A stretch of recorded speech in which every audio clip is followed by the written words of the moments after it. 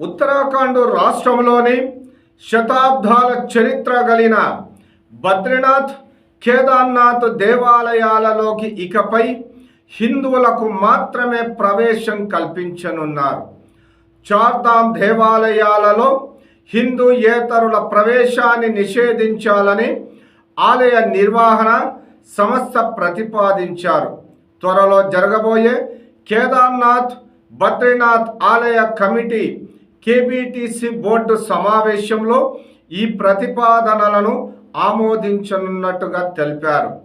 కేబీటీసీ chairman Hemant Dwivedi ఈ విషయంపై మాట్లాడుతూ, ఈ రెండు ఆలయాలతో పాటు కమిటీ పరిధిలోకి వచ్చే దేవాలయాలలోనూ ఇదే నిబంధనను వర్తిస్తుందంటూ వారు తెలిపారు. ఇదివరకే ఈ గంగోత్రి ధామ్లోకి హిందూయేతరుల ప్రవేశంపై నిషేధం విధించారు.